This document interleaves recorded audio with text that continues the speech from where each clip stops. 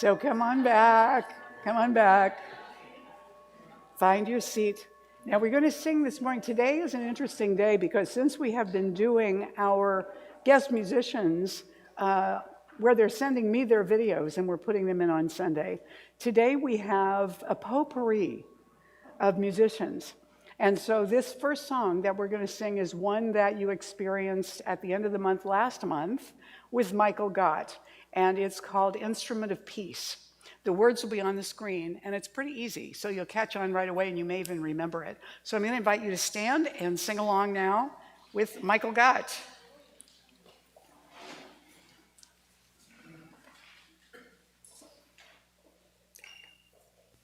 Good morning, all you beautiful people at Golden Gate Center for Spiritual Living. My name is Gary Lynn Floyd.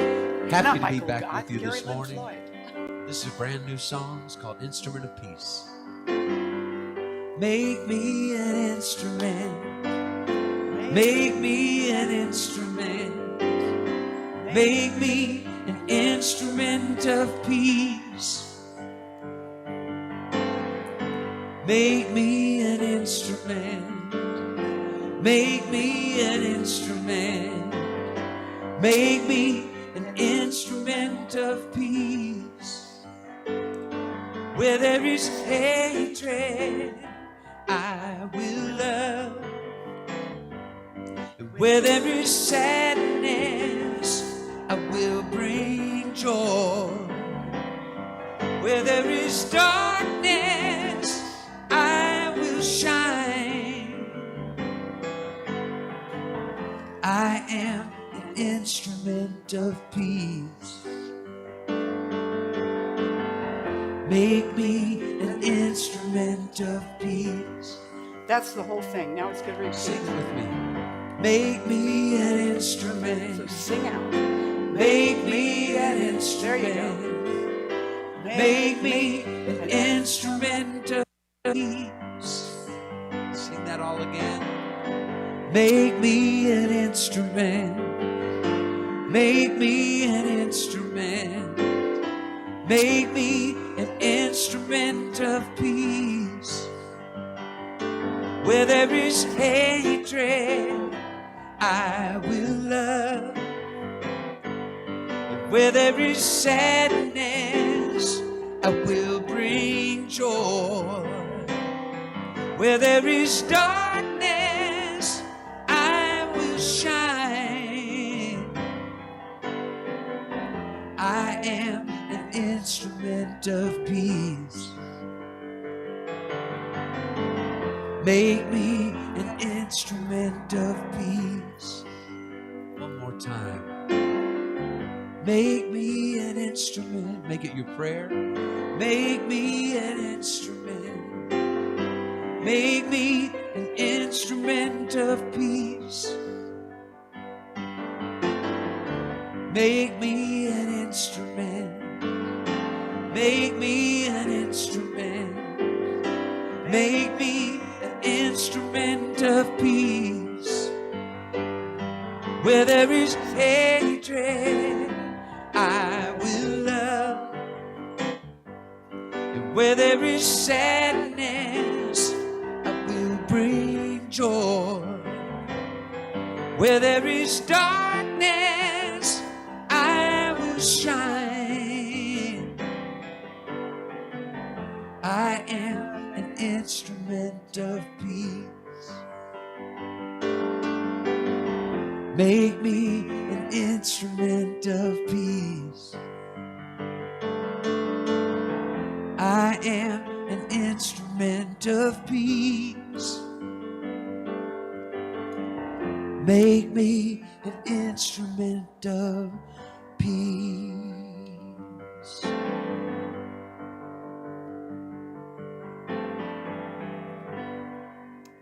Seated. And now go ahead and silence your cell phone so it won't go off and interrupt all of us sometime during the service this morning. You don't have to turn it off.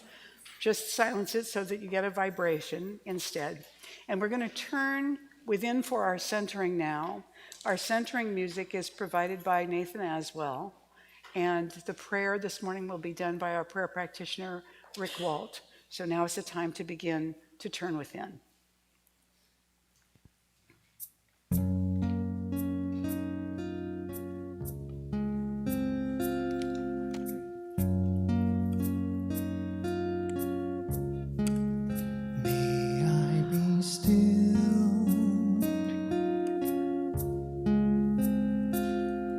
Still enough to hear the voice within, whispering what's next. Surrender again. Surrender again.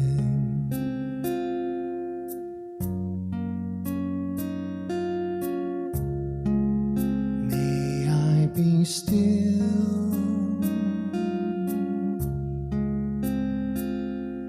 still enough to hear the voice within,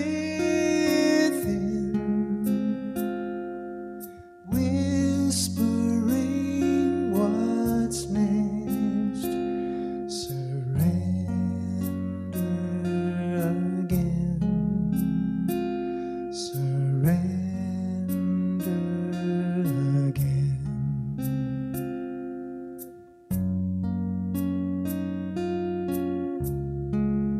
May I be still, still enough to hear the voice within, whispering what's next. Surrender again. Surrender again. Surrender again. Surrender again.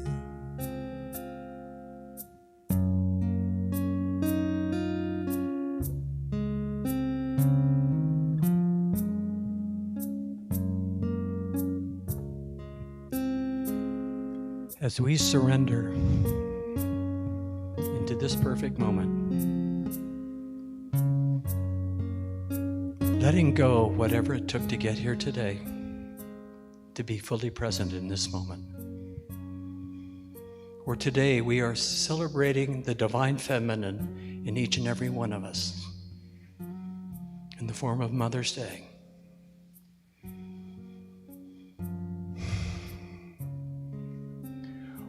We are going to hear the words of Reverend Mary talking about compassion. That we see that in ourselves and in each other.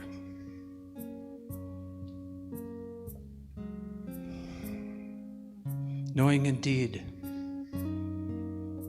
that love, compassion, peace, understanding is at the core of what each and every one of us is. And that this will be brought out in fullness today in each and every one of us.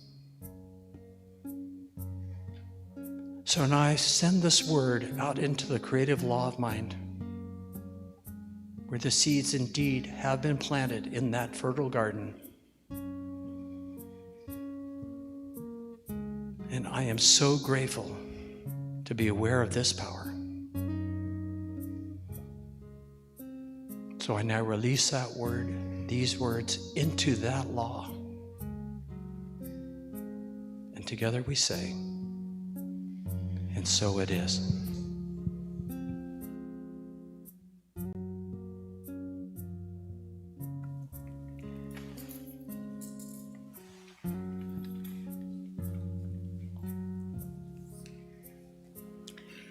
I want to say something to you this morning about the music.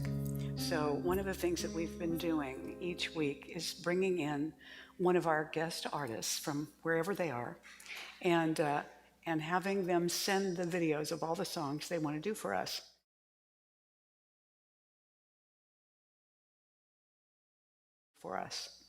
But it didn't turn out that way. And so I decided that what I would do is take some of the ones I liked the most and plug them into this morning and have a whole bunch of different things, some of which you have seen and some of which you have not seen. So far this morning, you got to see Gary Lynn Floyd and Nathan Aswell. Now this next song, you won't actually see the people singing, but this is J.D. Martin and Jan Garrett, who are from Denver. So this is their piece for us this morning as we look into the compassion of Buddhism and the presence of the Divine Mother.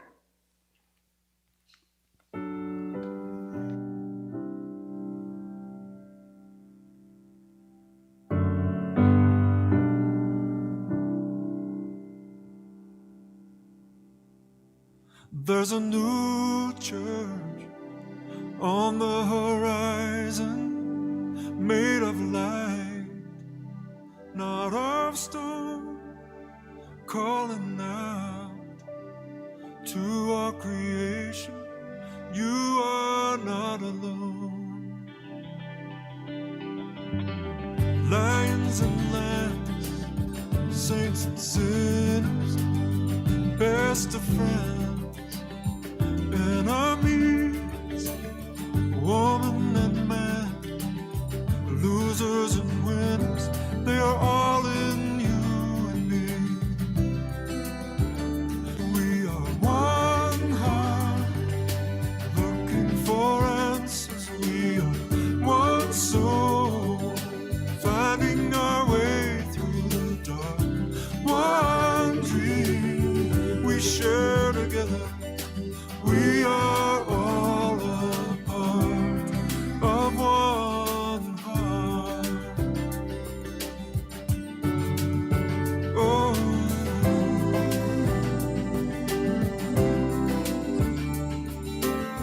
out in the cold, there are faces hidden by the wind and rain. Hold out your hand, someone will take it and bring you home again. Yes, we are one heart, looking for answers. We are one soul, finding our way through the dark. One dream we share together. We are all a part of one heart. Around the world tonight, all the fires are burning, tears are falling from the sky, still the world keeps turning.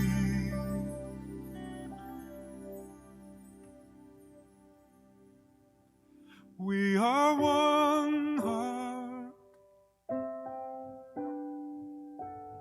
one soul, one dream we share together. We are all apart. Yes, we are one heart, looking for answers. We are one soul, finding our way through the dark. One dream we share together. We are all a part of one heart. Oh,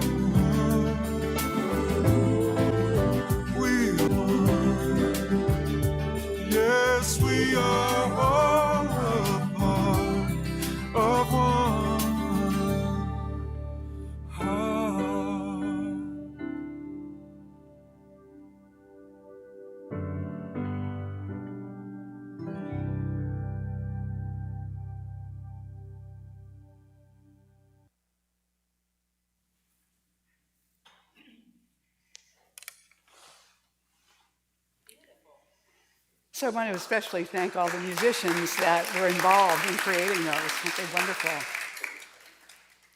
We have been looking at this year, living from the heart of wonder.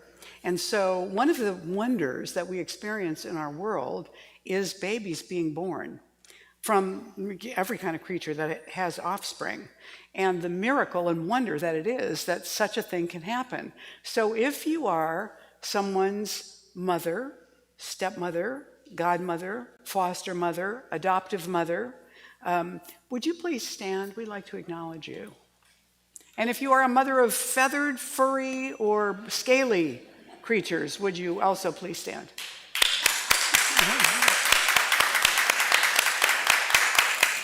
Now remain standing. If you are a grandmother, remain standing. Yay, grandmothers. And if you are a great-grandmother, remain standing. Woo!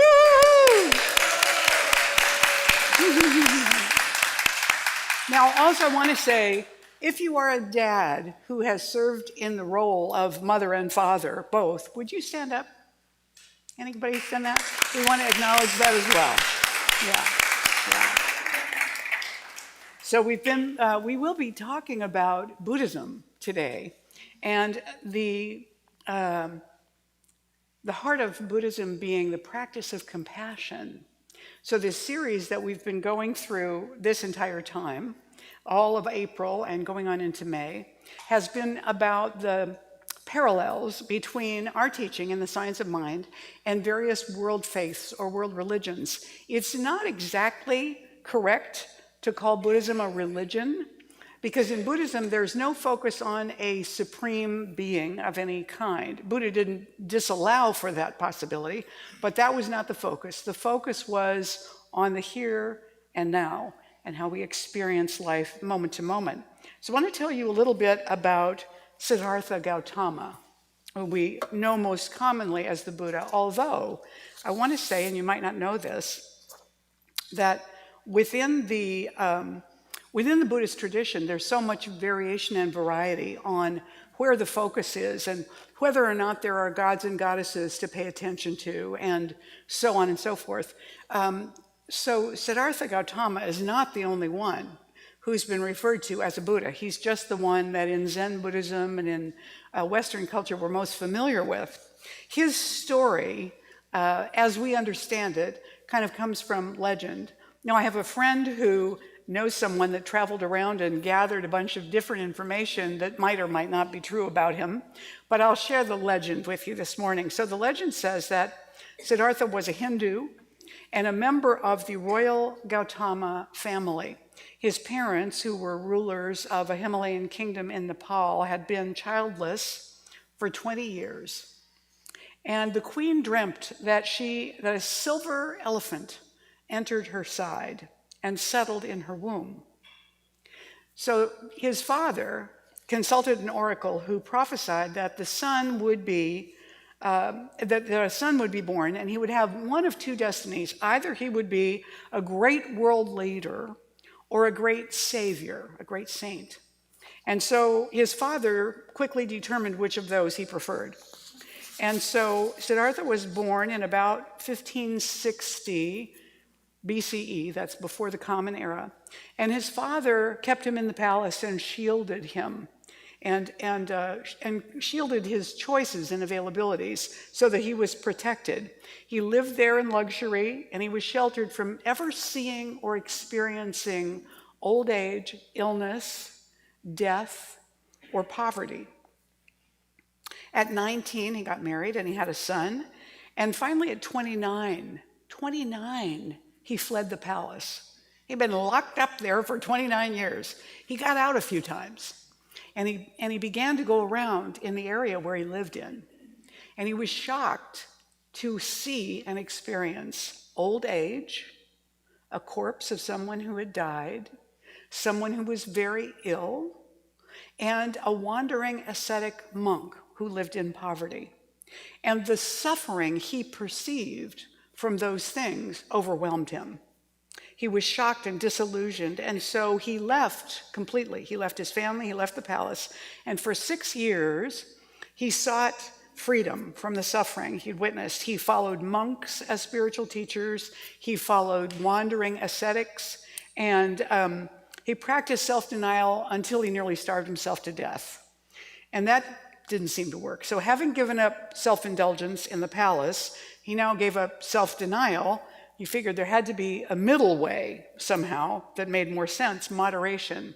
So by then he was 35, and he sat down underneath a sacred fig tree called the Bodhi tree and meditated for 49 days, trying to will himself into enlightenment, which also did not work. But finally he realized the futility of control, and he just surrendered completely to the universe. And in that moment, he became enlightened and he moved into Buddhahood. Siddhartha, the name Siddhartha means he who has reached his goal. So I don't know if Siddhartha was actually his name or if that's just what he's called because of the story about him. His teachings were about people's experience in the here and now. So when we talk in Science of Mind, we say that the essence of the universe is infinite intelligence, that thought, and thought combined with belief, is creative, and that form is always changing. It's not permanent. So you might notice that some of those things are also aspects of Buddhism. Impermanence is one of the things that is determined to be what causes us suffering in the world. And the Buddha said, all that we are is the result of what we have thought. The mind is everything. What we think, we become. And our founder of Centers for Spiritual Living, Ernest Holmes, said, life is a mirror and will reflect back to the thinker what he thinks into it. So we recognize on the same level, as many traditions do, that there is power in the word, power in the belief, power in the thought. And also that form is impermanent, it's always changing. And that's one of the things that we deal with in life all the time, is the recognition that nothing is going to stay. There's nothing we actually get to keep. We may get something just the way we want it, but it's not going to stay that way.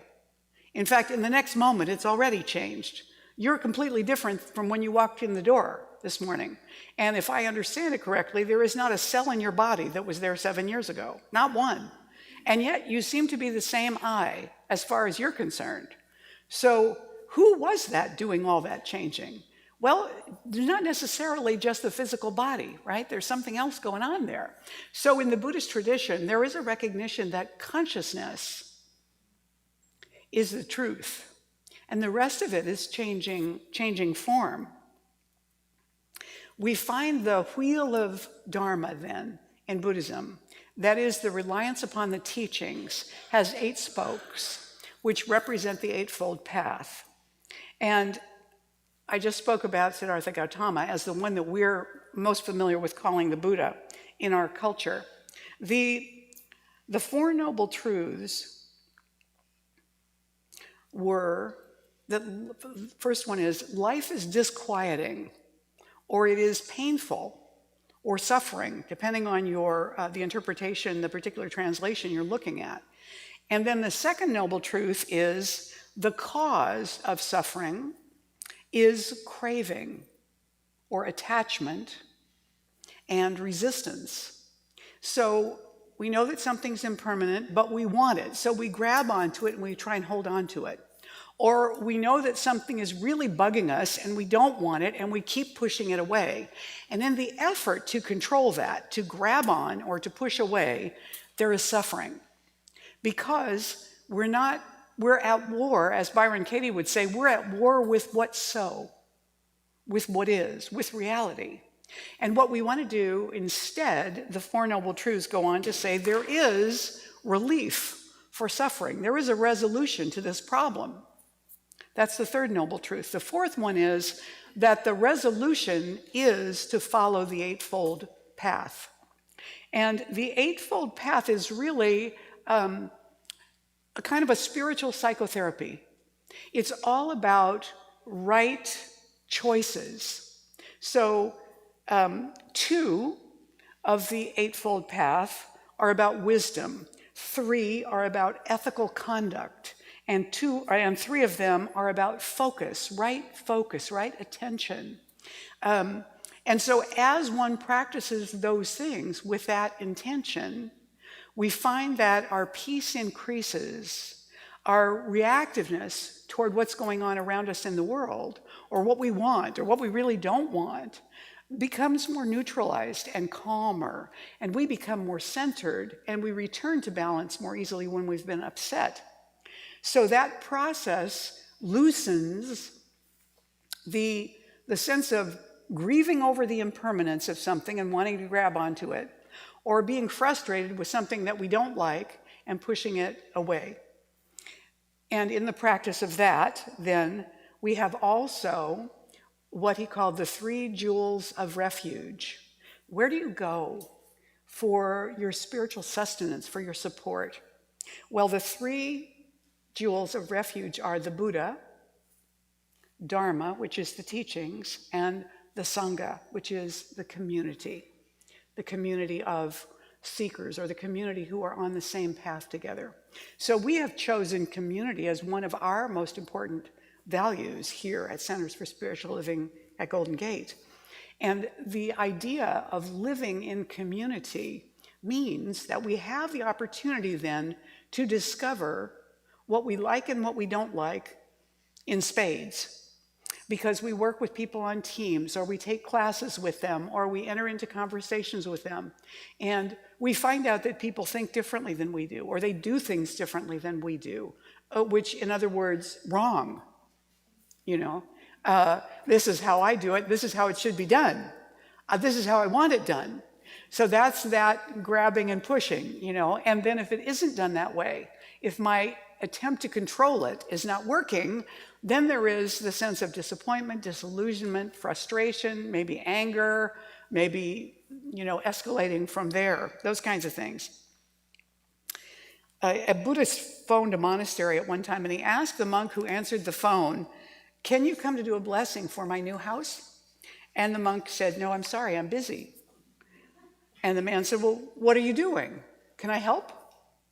"I'm doing nothing," replied the monk. "Doing nothing is a monk's core business, and you can't help me with that." So the next day, the Buddhist called again. "Can you please come to my house for a blessing?" "Sorry," same monk, "I'm busy." "What are you doing?" "I'm doing nothing," replied the monk. "But that's what you were doing yesterday," said the Buddhist. "Correct," replied the monk. "I'm not finished yet." So, in the attempt to get something to happen, the practicing Buddhist was still trying to get this monk to do something for him. And rather than, opt for another path, he was pushing to have it happen, trying to control it, trying to make it so.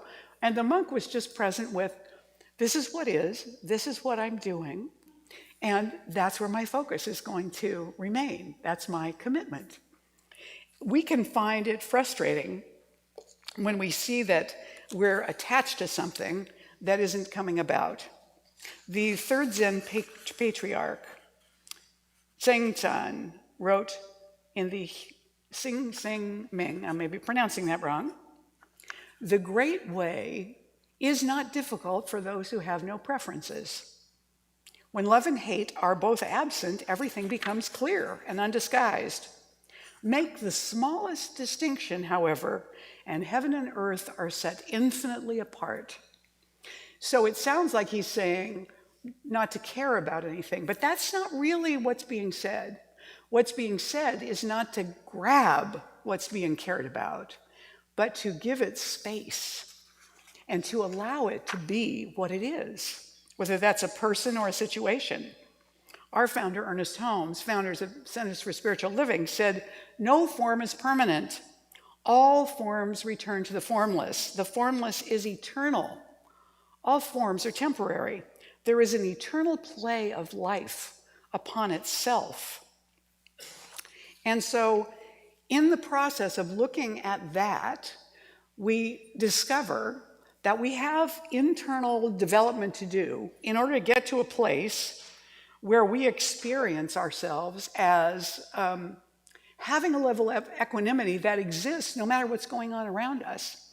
You know, if you're one who becomes, like I do, becomes agitated with the news, or with certain people in the news, or with certain people who follow different news, you know, if that's going on, then what we're noticing is that we are suffering. It may be small s suffering, but when we're upset, when we're angry, when we're annoyed or irritated or disappointed and depressed and frustrated, those are sufferings that we're experiencing. And we have some say about that. What the suffering comes in is our approach. Now, some of our mothers are really good at teaching us how to weather our frustrations and our upsets and our losses in our lives so that we become resilient as adults. One of the things that comes up sometimes now in conversations about child rearing is that we, those of us who are in my age range, were a very indulgent bunch of parents, and we raised a bunch of selfish people. And those selfish people are now raising more selfish people who are even more selfish than they were. And you know, the funny thing is, if you look at the writings of Aristotle, he says something about the younger generation, you know, having no principles, having no integrity, having no work ethic. You know, it's exactly the same message. It's exactly the same perception.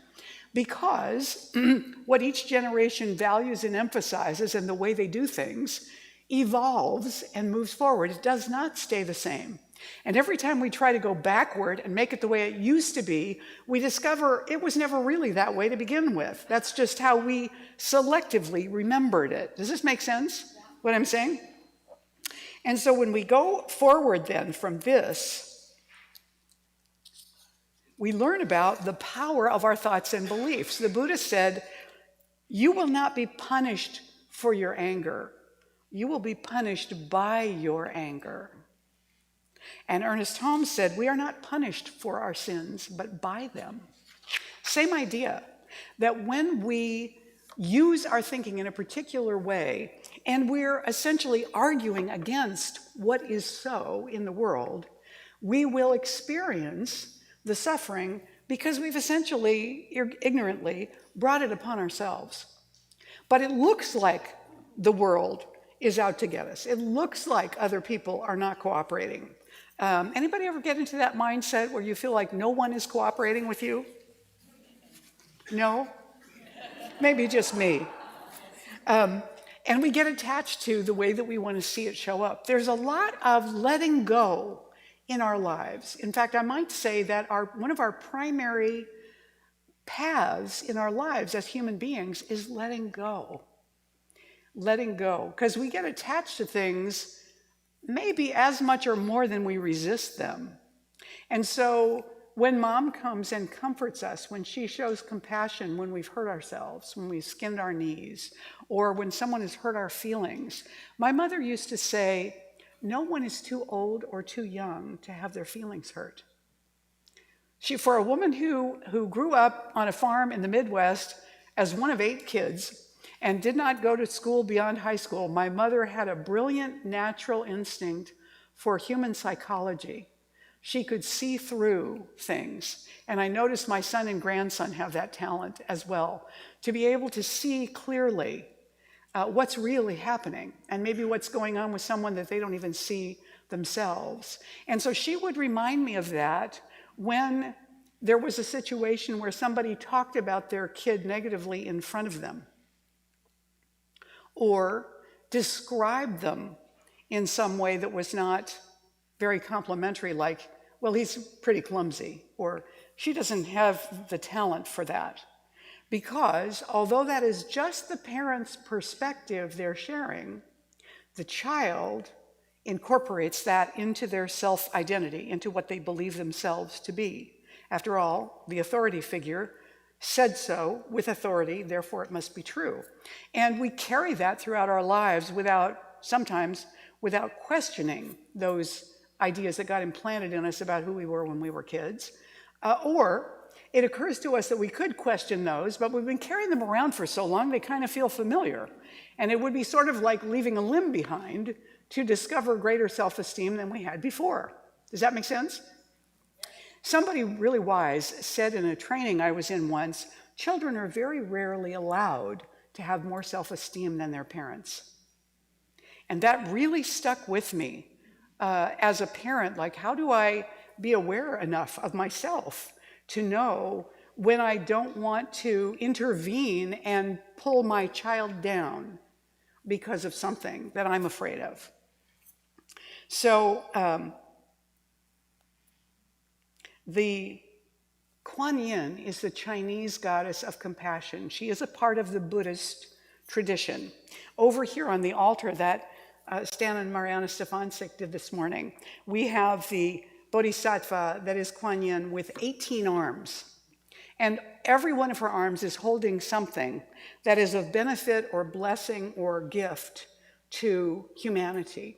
She is, as Mariana wrote out for me, she's the protector of women and children who, instead of going into nirvana, becoming one with all that is, she is a bodhisattva, which means that although she is completely enlightened, she holds herself just outside of the beingness of the all in order to live among all beings who suffer as a healer and a nurturer.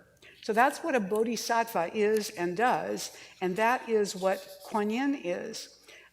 In the office, in our Troward room, our classroom, we have a beautiful wooden statue of Kuan Yin. And I have a clay one at home that's quite large also, because the mother energy of compassion, or the feminine energy aspect that contains compassion, is inside everything and everyone.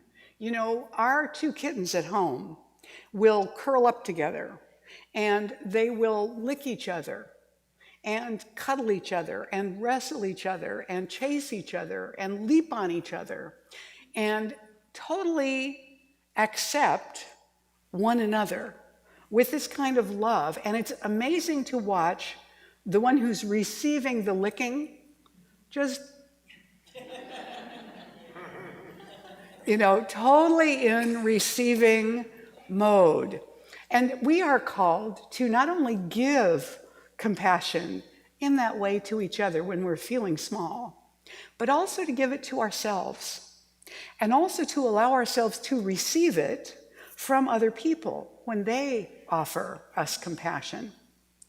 I have a quality that is not one of my better ones, that some of you may have, which is that when I meet someone that I have tremendous regard for, and I've really looked forward to meeting them, I may share things with them about my own path and where I've come from that are designed to position me in such a way that they recognize that, I too am someone, right?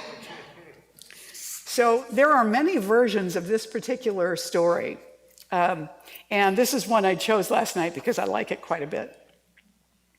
The most important quality in a disciple is humility and surrender to the guru or to the master. If we are filled with our own ego, then there's no room for the master's grace to flow. There's a story of a man who had done many years of scriptural study, but he hadn't attained the height of spiritual progress that he was craving. There's the first clue. He's craving, right?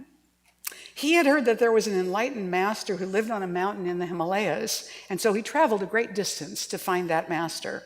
And when he finally reached the guru's cave in the mountains, he was filled with excitement at being so close to attaining what he had always wanted.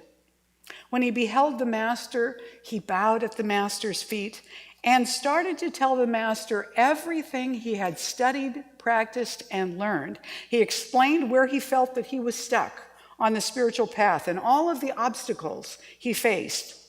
The master was quiet. When the man finished talking, the master calmly said, "Let's have a cup of tea." "Tea?" the seeker exclaimed.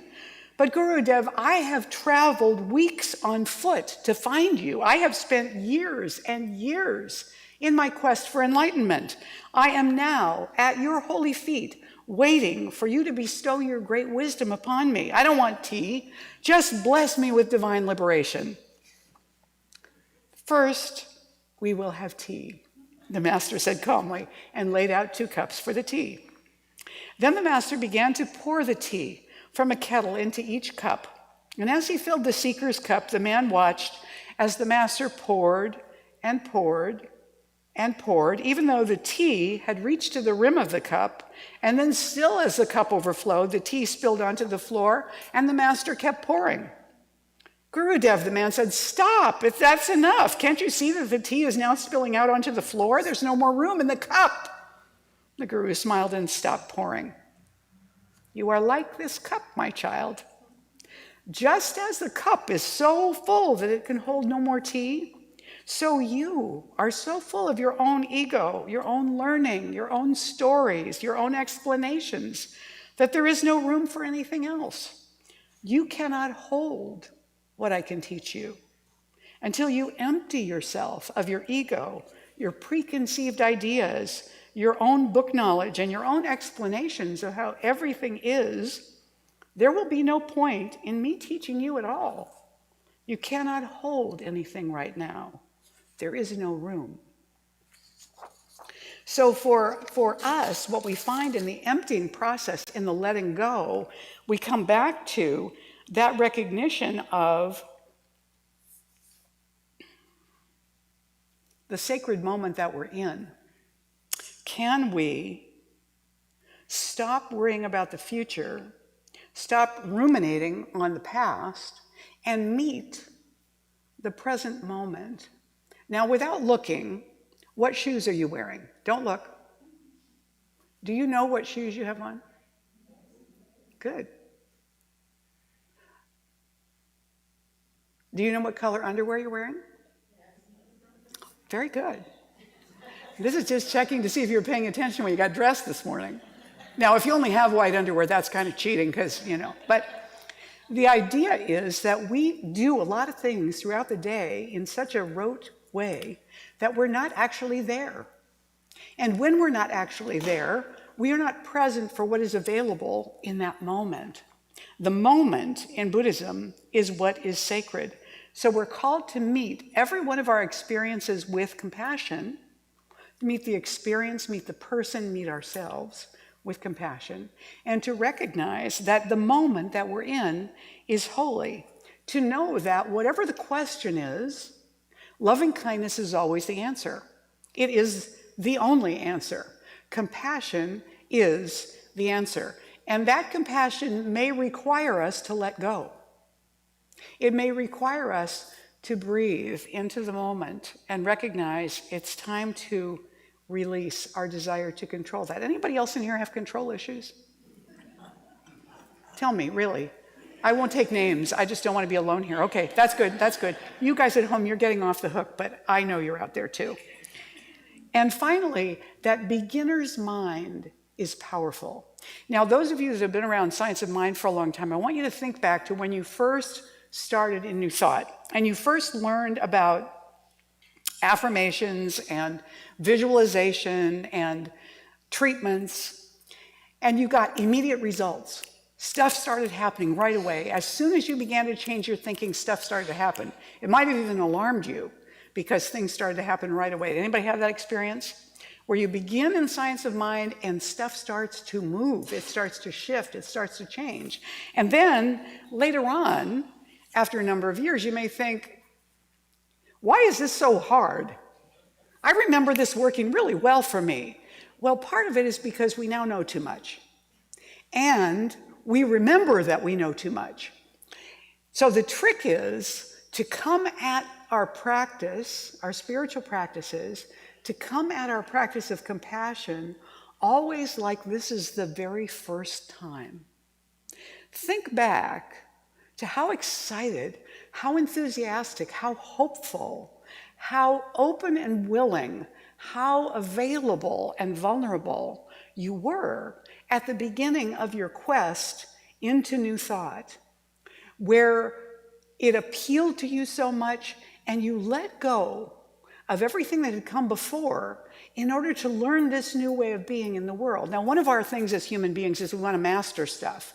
And so we want to learn things as quickly as we can and put them into use and get really good at them. God bless you.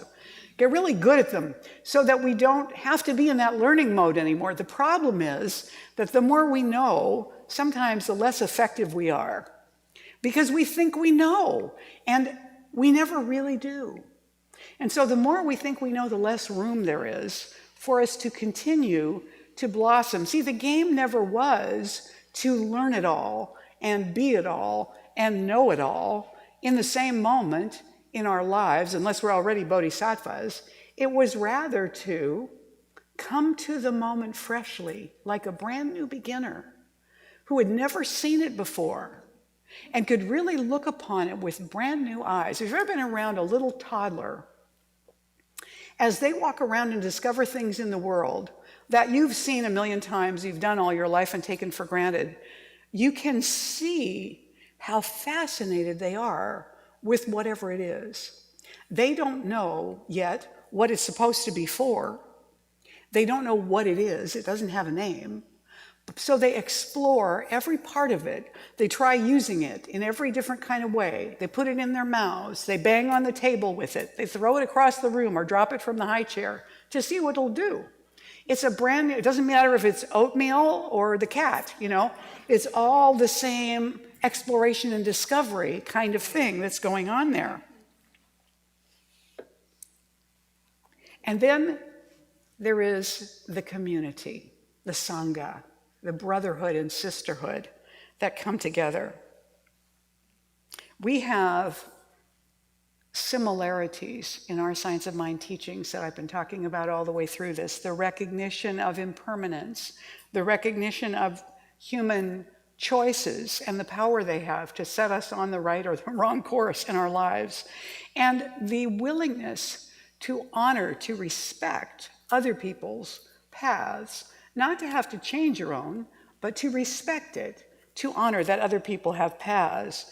And the point of taking on spiritual practices like meditation, like spiritual mind treatment or affirmations, or just keeping a positive mindset can take us forward a great deal. I think I told you last week about a friend of mine from high school who has been an agent for sports figures. He wrote a book on positive thinking. He's still very devout Catholic, and he had been diagnosed with lung cancer and pancreatic cancer. And one of the first things he said was, I'm going to beat this. Recently, he went in for more tests and discovered he didn't have pancreatic cancer. It was a misdiagnosis. Lung cancer, that's not quite as worrisome as if he'd also had pancreatic cancer. So already something has shifted in what was apparently going on in his system. And that's not because he's in New Thought. It's because the creative law has no favorites among us. You don't have to know a lot or be really good or be on what one of us would think of as the right path for creative law to work for you. All you have to do is change your thinking, is let go when it's time to let go. Claim the good, but don't grab the good. And that is a lifetime's worth of practice right there, just for all of us. And then participating in community. That's the Sangha. This is part of Buddhist practice, coming together to meditate together in groups, like at Spirit Rock, where groups of people come together, because when you meditate with a group of people, something goes deeply in because of the consciousness that's created by the shared vibration of all the people who are there focusing together. And it allows us to enter into that kind of focus ourselves. So in the Buddhist way, we might ask ourselves the question, who needs my compassion today? And take a look at yourself, because you might be the one. Who needs my compassion today? It might be someone you're going to make a prayer request for and put that in the box over here, or one of the practitioners you're going to ask to pray with you this morning. The Buddha said, thousands of candles can be lighted from a single candle, and the life of that candle will not be shortened. Happiness never decreases by being shared. And Zheng Zhao, the Chinese Buddhist philosopher, said, "Heaven and earth and I are of the same root. The 10,000 things and I are of one substance." So when we say in our teaching, God is all there is, it's another way of saying it's all one. It's infinite intelligence. It's all one substance. Many years ago, I was in India at a Centers for Spiritual Living conference, and we were meeting the Dalai Lama. And one of the ministers who had met him previously and had already done some panel sessions and things like that with him, who knew him rather well, they were having a conversation. And I think he had asked, out of curiosity, what she specifically believed in this particular faith that she had. And so she told him, we believe that infinite intelligence was the source of everything, that it permeated everything. And she named a few other things, and he nodded. He nodded. He said, "We believe this. We believe this." I had somebody say to me, when I was a brand new minister, one of my board members and I went to a meeting with a couple of fundraisers because we wanted to see what they could do for us in our little church. It was a little church then in Santa Rosa. And in meeting with them, they said, in order for us to work well with you, we want to interview you and really have a good understanding of what it is that you believe so that we work effectively with your people and we don't offend anybody or use the wrong terminology. And so I started talking about what we teach and what we believe, that thought is creative, that there's only one, that it's all infinite intelligence and energy, that's the presence out of which everything comes. And I talked for a while. And the woman of the pair there turned to the man and said, "She's a Buddhist and she doesn't know it." One of the things about being a part of this teaching is that Ernest Holmes took the threads of deep mysticism from every one of the world traditions he could find, and Buddhism was one of them. So it does not surprise me that we carry things in common with these other traditions. So let's take a moment to turn within and center our attention now on infinite intelligence within us. We don't need to know an infinite amount. But because the divine presence is omnipresent, because that is infinite intelligence and compassion and love, all of those things that we need or want are the very things we're made of. We can access them. We can have them, we can grow them, we can experience them. As long as we are on our earth walk, more is being revealed. And so today we allow ourselves to come with beginner's mind and self-compassion to our particular path and claim and know that the unknown before us is even more wondrous, even more exciting, even more magical than anything we've yet imagined or experienced. And so we come to it with pure hearts, filled with compassion and vulnerability and availability to learn, with humility and with self-compassion for our own ups and downs. We allow the path to lead us, to reveal to us what it will be and what we will be.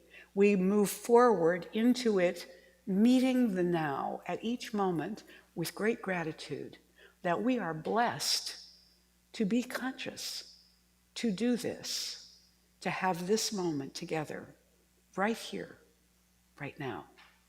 So I let this prayer go, claiming this good for every one of us. I let it go into the creative law, which always says yes and has no favorites and acts now. I let it go into the heart of that divine presence where it always was the truth and where it is already complete and done. I let it, key word there, I let it be so. And together we say, and so it is. Yes. So I invite you to stand and join me now in the affirmation for today. And let's say this together. I extend kindness to every person around me. Take a minute and look around and send a little compassion out. You don't know who needs it today necessarily. Take a look around, send out some compassion. Okay, yes, we're sending it to you too, you online, you folks. A little compassion for your heart today. Let's start again. I extend kindness to every person around me. I look through the eyes of compassion to see their goodness. I bless my ancestor mothers from all generations with loving compassion and gratitude. And so it is. You may be seated. We have on the altar also today just a couple photos of mothers. I forgot to mention that you could bring photos of your mothers. So I'll say this now so that if I forget in June, you'll remember. On Father's Day, feel free to bring pictures of your father for the morning altar. And we recognize, though, that what our mothers gave us, what they were great at and what they were lousy at, all of that has made us who we are today. We sometimes say, you know, everything that happened to me in my life, I wouldn't want to repeat some of those things because they were so difficult, but I'm grateful for all of it because it made me who I am. It brought me to this moment. Well, the same is true for the people that raised us. Whatever level of skill they may or may not have had, they did something that allowed us to find our way to this rendition of ourselves. And we can be grateful for that. We can be grateful for that. So this is our sacred time of giving. If you'd like to text to donate today, you can see the number up on the screen. Just text with the amount, the dollar amount, to that number, and everything else will unfold naturally. I'd like to invite the ushers to come forward now as we prepare to receive the offering. When we give on a Sunday, we're recognizing that the universe has provided something for us. We have been entrusted with part of the divine substance. It doesn't stay with us, it moves. It moves. So if we spend it on paying for things, if we save it for a rainy day, if we invest it, if we give it away, it still is not going to just stay the same because economics changes. It goes up and down. Its value goes up and down. And the money that we have, that's our share of the spiritual substance that we're entrusted with, it's really not anything anyway. It's paper with numbers on it, which represent gold, which is shiny rocks that we traded. So now we have paper representing silver and gold, representing shiny rocks that we don't really have enough shiny rocks to back it up, but we've got paper. And then when paper got difficult, we began to write out things on other pieces of paper that represented the paper with numbers that represented the shiny things. And then when that got complicated, we got little plastic squares with numbers on them and machines we could stick them in that represented the paper with numbers that represented the shiny stuff that came from the earth because we like shiny things, And so really the substance that we've been entrusted with gets a lot of focus by us as human beings because it empowers our lives. But remember, it's just an idea. And if it is just an idea, it can be multiplied and it can be diminished.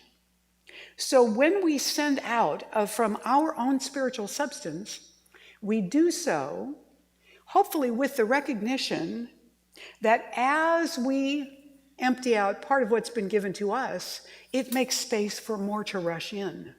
And that's why we need to keep that circulation going. So wherever your money goes, I hope and trust that you bless every dollar of it consciously and intentionally as you get ready to send it out, that you send it into the world to be a transformative power for good, whether it's for PG&E or groceries or new shoes or a tithe. And when we give our donations where we are spiritually fed and uplifted, then we want to bless that place or person or organization as well, because we want them to be wise. We want them to be grounded. We want them to be authentic and whole.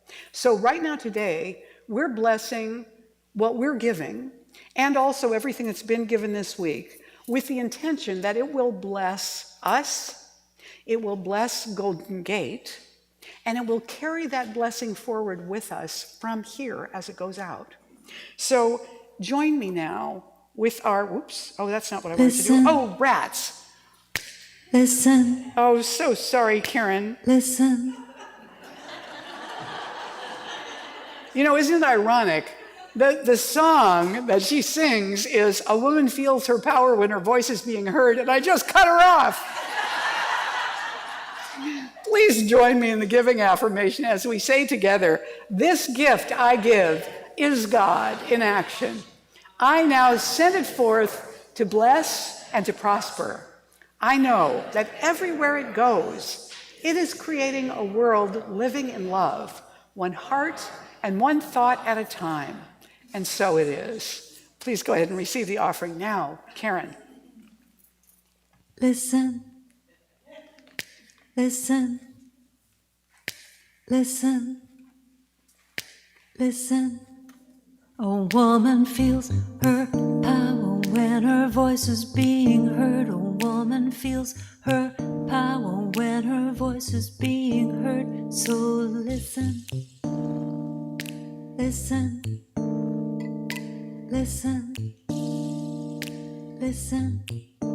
A woman feels her power when her voice is being heard. A woman feels her power when her voice is being heard. So the earth will be healed by the women of the world. The earth will be healed by the women of the world. A woman feels her power when her voice is being heard. A woman feels her power when her voice is being heard. So listen, all the healers. Listen, all the wise.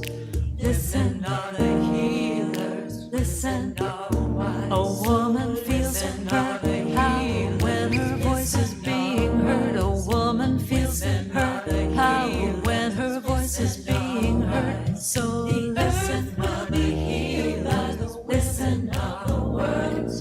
Listen, all the healers. Listen, all the words. A woman feels her power when her voice is being heard. A woman feels her power when her voice is being heard. So listen, all the healers. Listen, all the words.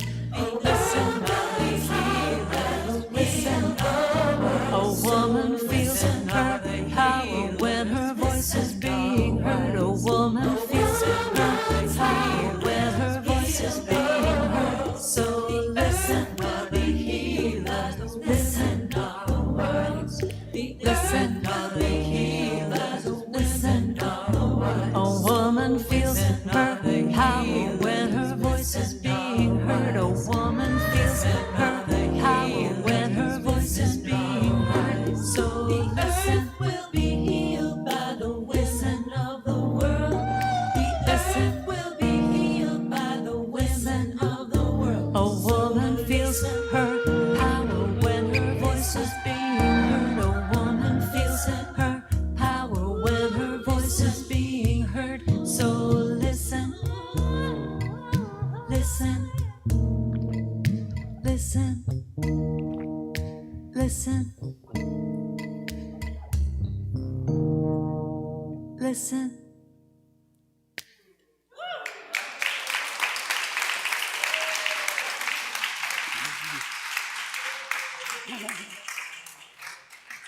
So all of us together, as representation of Golden Gate Center for Spiritual Living, do now receive this offering with great gratitude. And we know that it contains the power of the blessing that we've given it. So we do intentionally send it out into the world to create healing and transformation and bridging and letting go wherever it needs to. And so it is.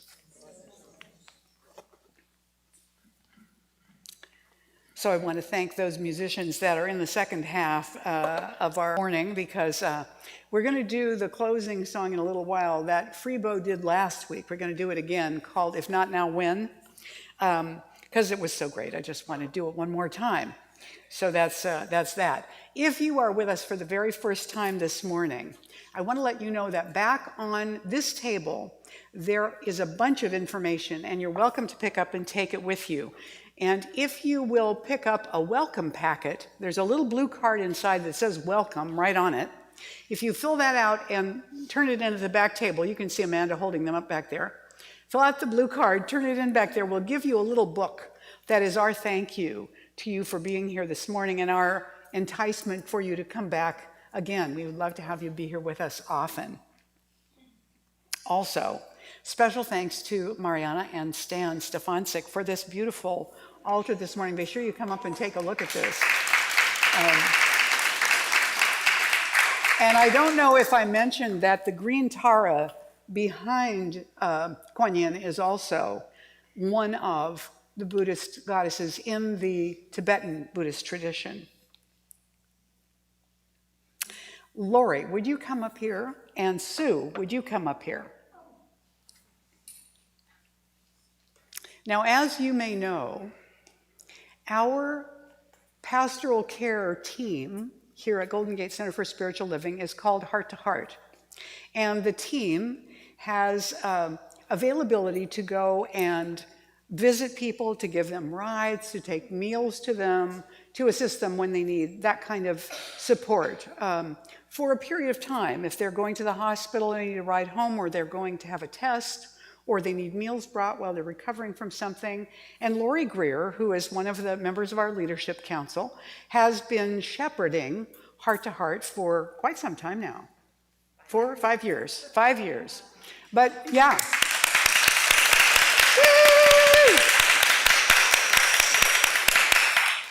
But now that Lori is on the leadership council, she has taken on the events team. It now looks like she can't do Heart to Heart and the events team and do justice to the whole thing. Oh, and she's also on the practitioner council. All those things. And so she had to make some decisions, to make some changes. And so one of them was to pass on the leadership of the Heart to Heart team to someone else. Now, if you've been around, you know that Sue Ruda has been a practitioner also here for quite some time. And Sue used to head up all the events that we did for years and years and years and years and years, because that's what she did in the world, and she knows how to do that stuff. But Lori was talking with Sue the other day, and when she discovered that Lori was going to step down and this leadership position was available, Sue said, I think I might like to do that. And so those of you that are part of the Heart to Heart team, who are used to having your luncheon meetings, you know, across the street over here, Sue's going to be continuing to do that. And so we want to introduce and welcome and celebrate our new Heart to Heart team leader, Sue Ruda.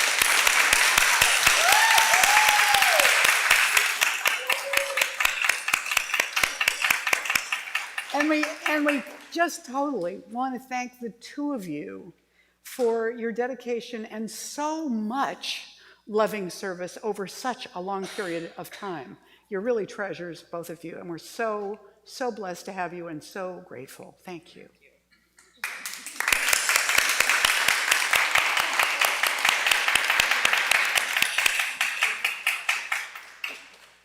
Now, this morning, all of you mothers received roses.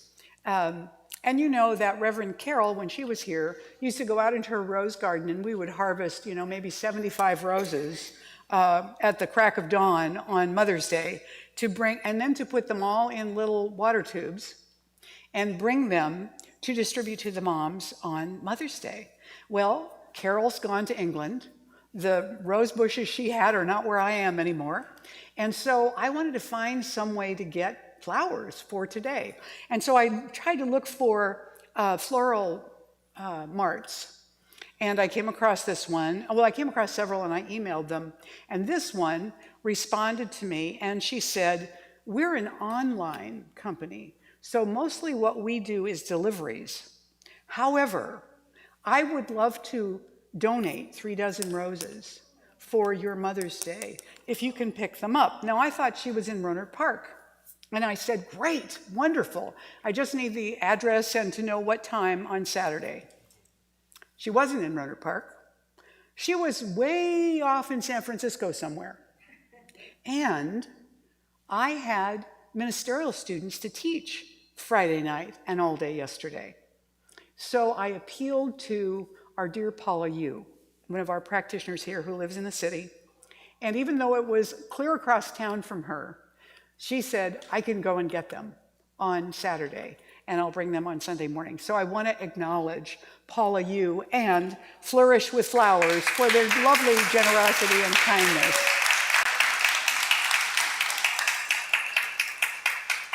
We have a Spring Mountain hike coming up on May 19th. It's going back to Ring Mountain, but it meets at a different place this time. It's going to meet at the end of Endeavor Street at 9:45. Please RSVP to Deborah Irwin or Steve Einhaus if you intend to go, so that if you're a little late, they don't leave without you. That will be important. And you get to go out and see the gold fields and the rare Tiburon Mariposa lily, which does not grow anywhere else in the world. So that's quite an adventure to be able to see that. Our climate action tip of this week is to help keep our shoreline clean. Now, Susie Coity, one of our members, is shepherding this. And so on Saturday, May 21st, for just 2 hours from 10 to 12, you'll meet at the parking lot at Target on Shoreline Parkway. It's a great area to pick up trash because there's free parking, there's a paved walkway, and there's views all around you. And the garbage bags, gloves, and lunch, just to entice those of you who are motivated by food, will be provided. All you have to do is be in comfortable shoes and relaxed clothes. So RSVP to Susie Coity at her email address to participate in that, so she'll know how much food and water is going to be needed. And we encourage you to do that. That's part of our sacred service, our spiritual practice in the world. If you are holding a prayer in your heart this morning, I encourage you to stop at our practitioner table after the service and ask for prayer. Never leave here with a heavy heart. They're here to serve in that way, and they will take care of you. There's also a prayer box on the table, which is always there on Sundays. Please feel free to write and leave a prayer request in addition to that, or instead of that, depending on what serves you best today. And anything that's in the prayer box will be prayed over by these lovelies for the entire week. So now, I would like to invite the practitioners to surround the room as we prepare to pray us out for the day today.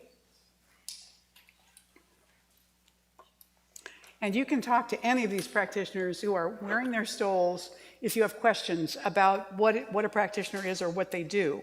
The ones who are on duty today, though, are the ones that are at the table. So they're the ones that are available for prayer. And so let's turn within. On this beautiful day, we collectively lift our attention to the divine presence, the sacred mystery that fills this room and all of the universe, and multiverses, and parallel universes, or whatever is out there. Because there is nothing outside of the one, and that includes us. We are filled with and enfolded by and made out of that presence. And so everything that we need to know and be and do is already right with us. So for this week going forward, I claim for us an increase in our compassion, an increase in the amount of time we pause before we judge, an increase in the level of forgiveness we offer to ourselves and others for our own imperfections, a level of letting go into the moment and trusting that the infinite has got it. We are so grateful for this reminder, for the creative law itself, for this community that allows us to remember together week after week. And so with a depth of gratitude, I release this prayer into the law now and let it be. And so it is.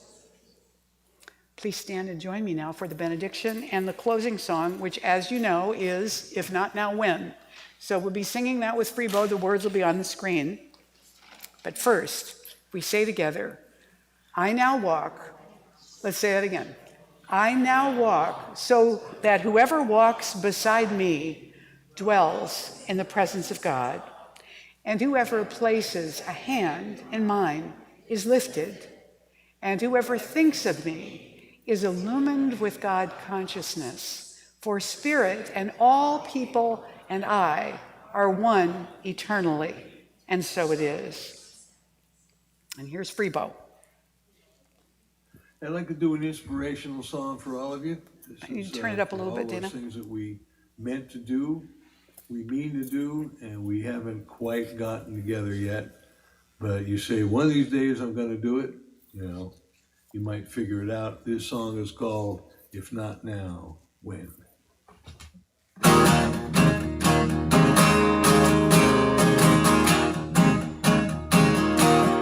I was young boy, I had these dreams. And time didn't matter, or so it seemed. Now I'm still dreaming like it was back then. But time keeps streaming. It's not now when. Hundreds of heartaches and broken down plans. So many what ifs and what I hate. My fear held me captive, caged in a pen. It's time to break free, boy. If not now, when? If not now, when?